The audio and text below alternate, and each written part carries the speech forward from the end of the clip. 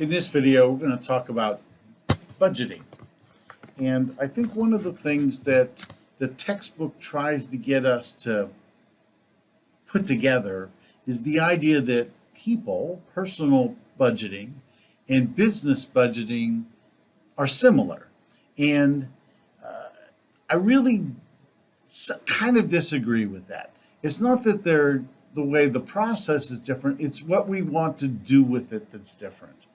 From a personal perspective, a budget is about viewing how I've spent my money over the last month and making some changes. So that's really only a very small piece of what the business budget is about. So the business budget is about planning for production, planning for operations. So we need to predict our sales for the next period, whatever that might be. Might be a week, might be a month, a quarter. But we need to plan for what sales we anticipate coming on board. Then we need to plan for the inventory, for the labor. We have to plan our marketing strategies, right? All of those things are part of the planning process moving forward. And I think this is where we kind of get a little confused. So think about a personal budget as looking at where I've spent my money over the last month, week, and trying to develop a strategy of how to improve that spending. As a business, though, it's all about planning for future operations. Later in some videos, we're going to talk about how we analyze the operations after they've happened. We're going to use the budget information in order to determine whether or not we have performed appropriately, try to find things to improve production. We want to try to find waste. In general, just try to find ways to improve the overall operations of the company. So a budget is a written statement of plans for the future. We need to communicate this, obviously, throughout the organization. An overall objective is to promote efficiency, right? And certainly there is a control aspect to this, right? But the control comes after we create the budget, right? It's after the period is over. We need to understand what has happened and how we're going to fix things. So historical accounting data is where we're probably going to start most of our planning. Now, the challenge with this is, what if it is a brand new company? If you're an entrepreneur and you're starting up, you have no historical data. So our budgets for those types of businesses, number one, are going to be very short term because we need to predict, we need to plan, and we need to revise as soon as we find something is out of whack. We have to be much more reactive. So accountants are going to help us with this. But again, startup companies have some issues. So what are the overall benefits? We need to do this at all levels of management, right? Every aspect of the company should come under some form of a budget. This helps us define the objectives of evaluating performance. Are we doing good or not? It creates some early warning signs, right? It helps us coordinate activities, make sure we have enough inventory for the production that we think is going to come. It gives us a better awareness.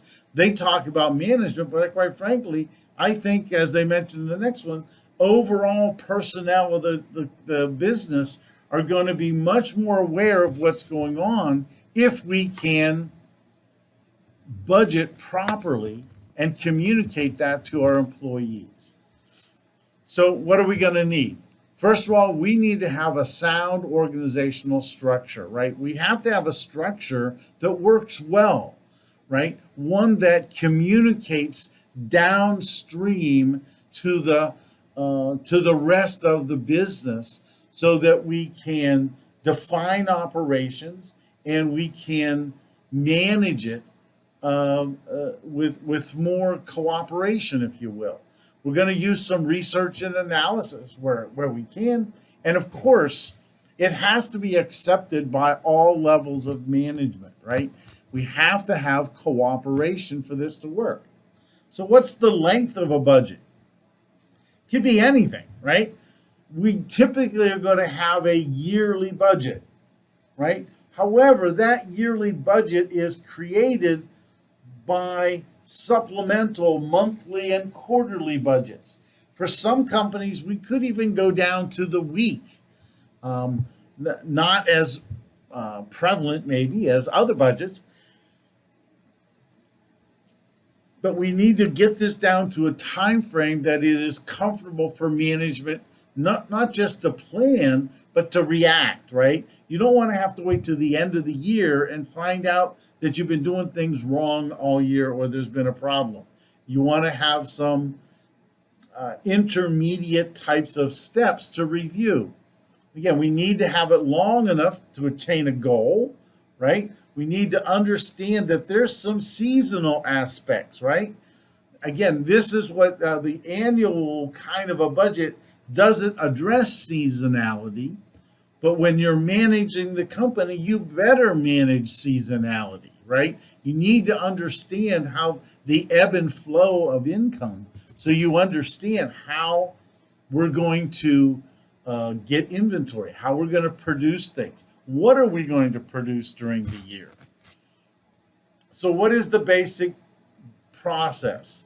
We need to have some goals, right? These goals are going to be based on past performance. But just like in the investment world, right? Past performance is no guarantee of future performance. We're going to gather some data, and then we're going to address what we think is going to happen moving forward. So to develop this budget then, where are we going to get this data? Maybe we're going to look at some industry information. Maybe we're going to look at some investment or stock kinds of information. But primarily, we're looking at operations. So we want to understand how the company has performed and what we think is going to happen moving forward. For instance, if we have 10% of the market share and we expect that the industry sales are going to increase by $10 million, then we should expect $1 million more in sales. If we do nothing, we should expect $1 million in sales. However, if we institute more plans, right, different kinds of advertising, change some of our pricing mechanism, maybe we can increase that percentage. That obviously would be good for the company if we can produce the goods. So what factors do we need to consider? And this is really what I was addressing here in the last slide. We need to know about the economy. Maybe we need to do some market research studies, right? But we have to address all the factors that ultimately affect production, right? Price changes, right? Not just price chasing and what we charge for the product, but price changes for what we pay for our raw materials. All of these things have to be addressed in this budgeting process.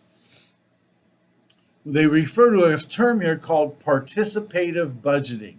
This basically just means, look, everybody's got to play the game, right? Everybody has to be involved, right? So if we can get everybody participating, it's going to help us possibly ensure better effort, more efficient types of operations, right? But it's also going to help us just with the planning process itself. So the advantages to this participative budgeting, again, maybe we'll have more accurate budget estimates, right?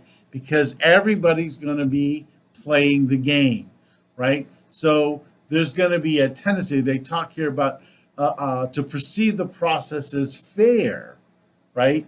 Due to the involvement of lower level management, right? It's not just that, hey, upper level says we got to do this. No, it's the lower level people are involved because they're the people that are actually doing the work. So the overall goal is to produce a budget that's fair and achievable while still meeting corporate goals. Now, sometimes people will say one of the biggest problems with budgeting is overestimating sales. That really doesn't happen. When you say overestimating, what do you mean? Do you mean that I planned for 10,000 and we only sold 9,500? Is that overestimating? Overestimating to me is I say we're going to sell 40,000 and we only sell 10,000, right?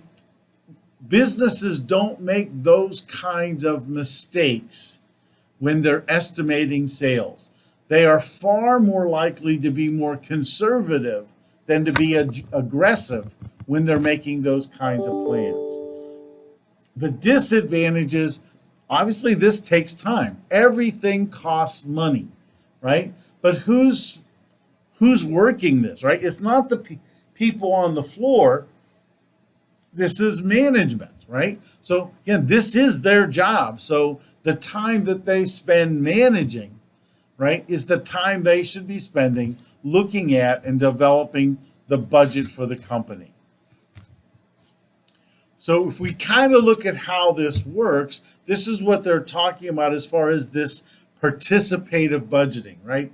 That the entire organization is involved, clear down to the department managers. And quite frankly, I might even say we would want to take this one step further and actually include employees so they understand what we're trying to do in the business, right? If employees understand how we make money, right? How does the company become profitable? Then they can work in that direction, right? If employees are working against the company, no matter what we plan, we're not going to do well. So again, we need this participative nature. So what are the essentials, right? We need to know the time period, right? We need to understand something about the emphasis, right? What are we really planning and working on? And we have to look at some detail, right? So the time period, right? Budgeting is typically short term, usually 1 year, broken down maybe into months and quarters. Long range planning is more strategic planning, right? It's a very long term, maybe as much as 5 or 6 years down the road.